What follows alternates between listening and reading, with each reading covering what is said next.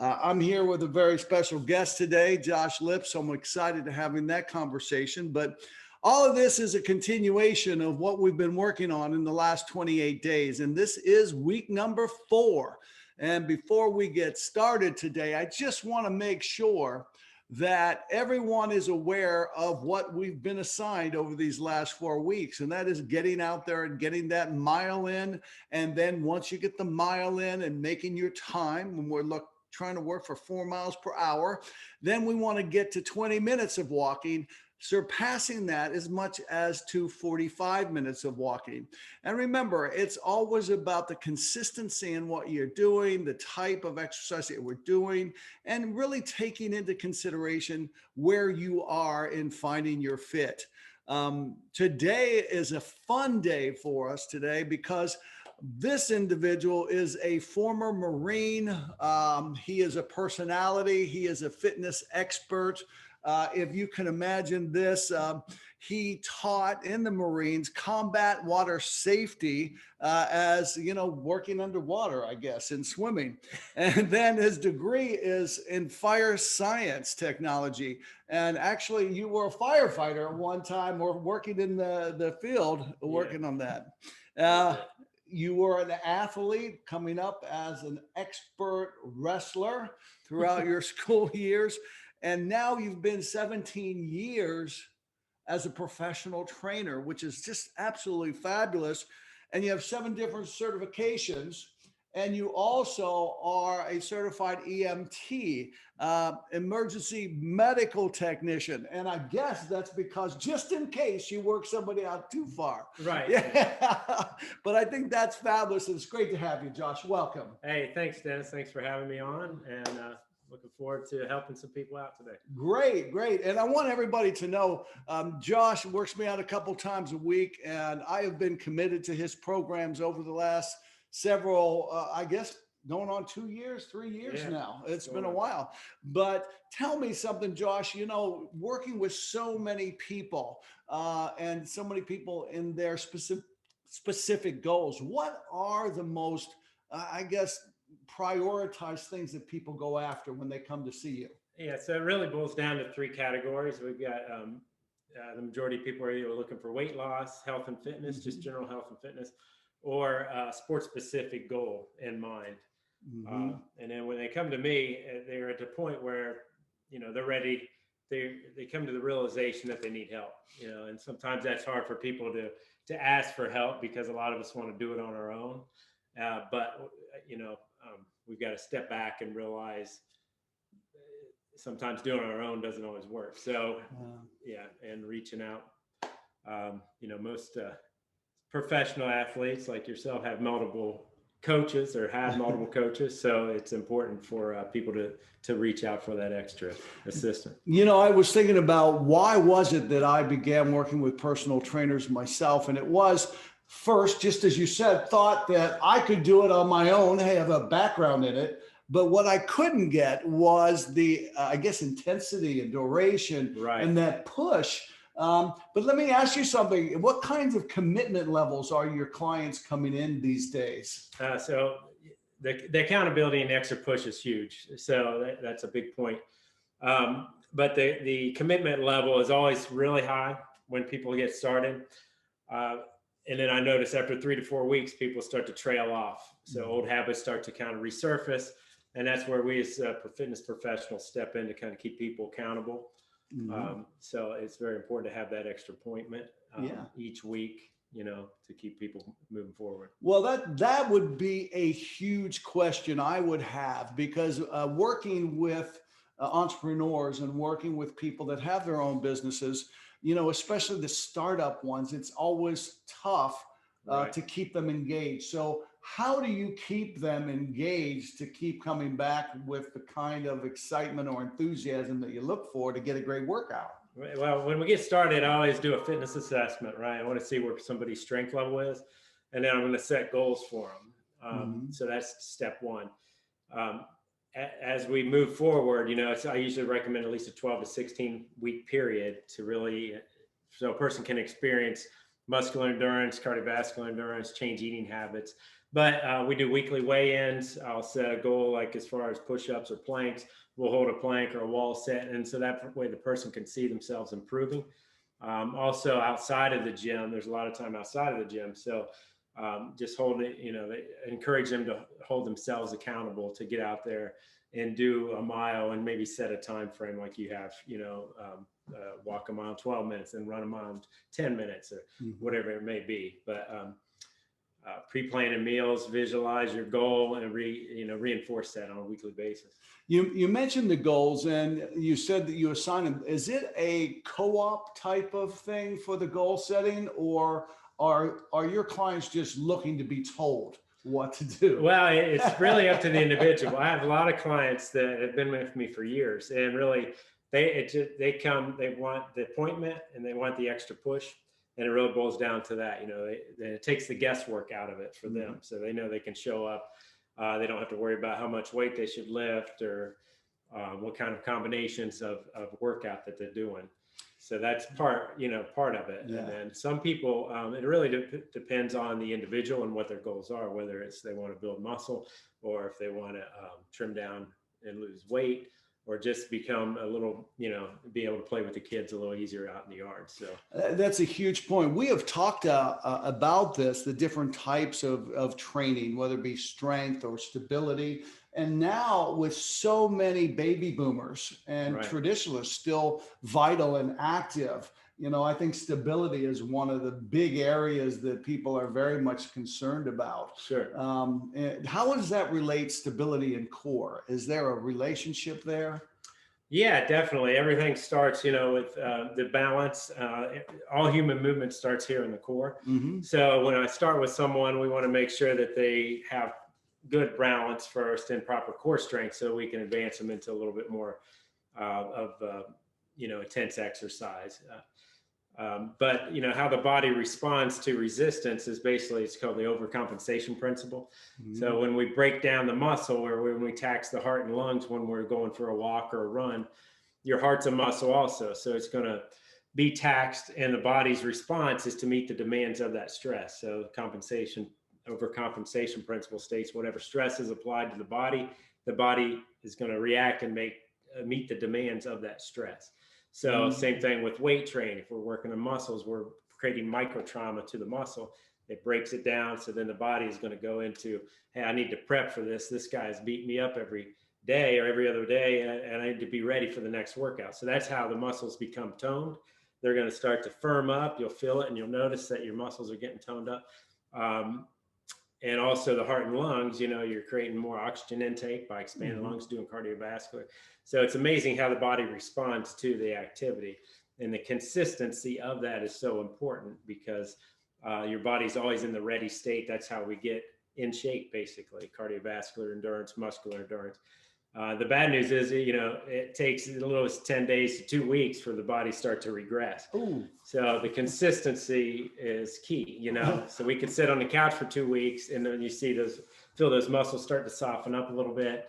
And then, and then you'll get just as sore as you did on day one. So that's the purpose of that consistent workout. You brought up several points that I got to talk to you a little bit about. Are you telling me after somebody works out for 3, 4, 6 months and really starting to come together, that as little as 2 weeks, you'll get a reduction in what you build up? Yeah. So it's just the body's response to that stress. So, if you're doing it every day or every other day, the body's ready for that, and like I said, if you stop 2 weeks or so, there's a window there. When you work out, like I said, the body breaks it down and then it builds it back up. So if your muscles are sore, that's kind of an indicator that your muscle's in the recovery state. So when that soreness starts to subside, or when it goes away completely, you have about anywhere from a 2 to 4 day window where you're going to have maximal strength, maximal cardio endurance, because the body's in the ready state. It's at the peak level, right? And then if you skip a workout or wait a week, it starts to slowly come back down.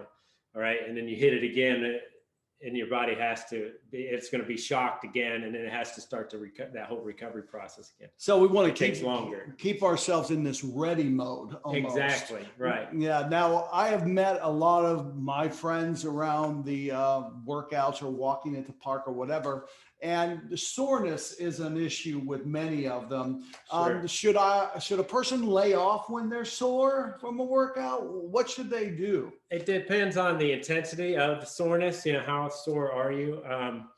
General rule that I tell my clients, and I go by myself, is never work a sore muscle and never work the same muscle group 2 days in a row.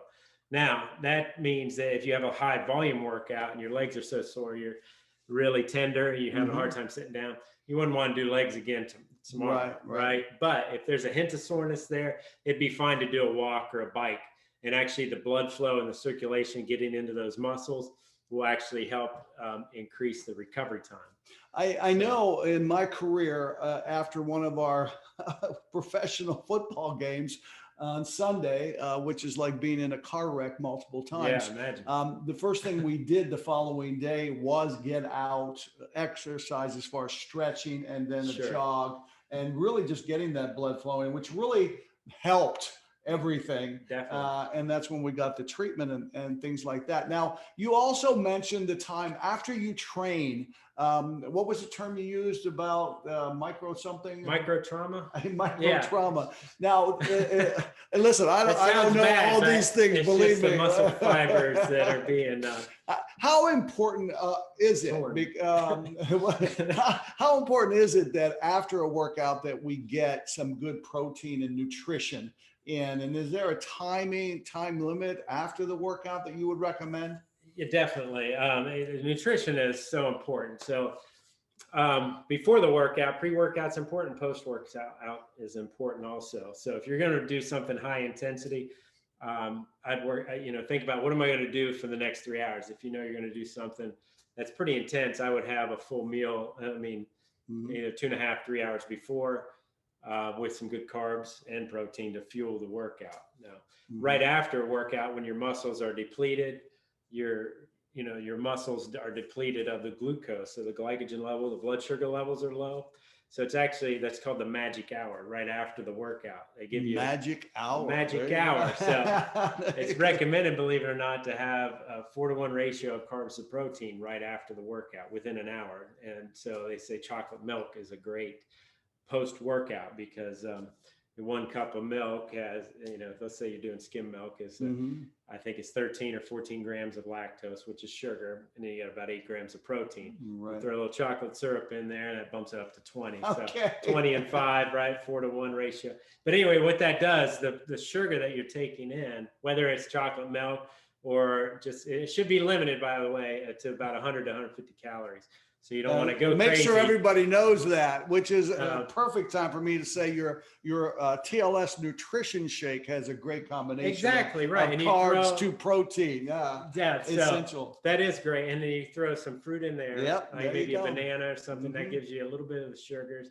Just because if you ever notice your muscles are a little shaky right after workout, that's all the glucose that's been expended through muscle. So when you take in that little bit of 20 grams of sugar, your body actually converts that to glucose and shoots it right back into the muscle. But there's a ton of studies that show that increases recovery time, increases lean muscle mass, and it helps, prevent muscle breakdown. Right. Okay. Well, it's sort of exciting. Like I come in, of course, you train me, and I come in the mornings pretty much. And basically I start the day off with my vitamin cocktail, which has, some good carbs in it. And I always keep some baked chicken, like chicken nuggets, but they're baked, they're not fried. And I have a little bit of protein before I go, but then I come back and have a delicious, either a chocolate nutrition shake, with a banana, or yesterday I powdered up with blueberries in a vanilla shake, it's just so delicious. And then I have breakfast, kind of thing. Definitely. That's perfect. Actually. Yeah. And doing this, I'm off for the day. And you have a very rigorous schedule. And I know you're constantly feeding the machine. I see all the time on that. Yeah. Uh, Every 3 hours. every That's 3 what I hours, like recommend. clockwork. It Right. sort of sounds like our sure and steady kind or continued commitment menus, Yeah. and all the things we do with Transitions Lifestyle. Now, the other thing I wanted to, just for someone that's listening today, how frequent should they be exercising each week? Um, Depending on the goal, right? So I recommend 4 to 6 times a week to make an impact on weight loss, 2 to 3 times a week just for general health and fitness. And that's just cardio. Strength training 2 to 3 times a week to get that consistency where your muscles are going to firm up and stay toned.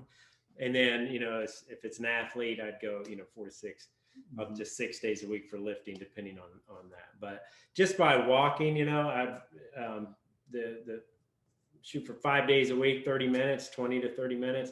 But just that alone eliminates so many health risks as far as, depression, anxiety, your blood sugar levels regulates that. And it really, helps get off medications. And That's truly a great recommendation, especially in times where we spend a lot more time at home. And yes, it's relaxing and great to be home, but there also is certain stresses that come with that. So getting out and getting that extra exercise or activity is almost therapy, Right. I have found. I think that's just phenomenal, and making that type of recommendation. We are trying, all of us that have been working on the Tone Up Thursdays, we want to get more lean, actually build more muscle mass while reducing body fat. Sure. And that's sort of the perfect thing. We're not so much concerned with your actual weight as we are basically with your composition and how you look and feel, and how you feel in your clothes. Actually, it's a really good place to go. Right. Don't worry about that scale all the time. Mm-hmm. But what I would love to ask you as we get near the end of our segment today is, if there were 3 things you would recommend to someone who's looking to find their fit, to tone up, and what would be the main things? And if it's more than 3 things, certainly please share them with us. Okay. Really, you want to identify what the problem is. You know what I mean? Where is there any issues as far as what has caused a person to get out of shape? Weight gain, is there depression there, or lack of motivation, poor eating habits, sleeping patterns are off? So really kind of step back and kind of be honest with yourself, and realize, like, how many times have I tried a weight loss plan? What has been the underlying factor as far as me preventing myself from moving forward? So that's step 1, is identify that. Step 2 would be to take action. They say, well, back up a little bit. They say, it's not what you're eating, it's what's eating you. Okay. So, and there's, it says a lot. So you really want to identify that. The problem is take action. Okay. If it's just eating and stuff like that. So maybe get an app, get a workout partner, accountability. You look at some other support groups, the apps on your phone, as far as tracking, but basically you want to take action and get a plan of attack. Okay. Mm-hmm. So, the old saying, failure to plan is plan to fail. Or old Marine Master Sergeant yelled at us one day and told us, hope is not a course of action, Marine. If you don't have a plan, you will fail. So that was always stuck with me, and that says a lot. So step 1, identify the problem. Step 2, take action to rectify it. Step 3 is to have the mindset and the visualization to reach your goals, right? And that's a huge part of it. So visualize how you want your body to look. As far as if that's one of your goals, visualize yourself out on the beach this summer with a trim physique. Visualize yourself out in the yard throwing the ball with the kids. Positive mindset, get a vision board going.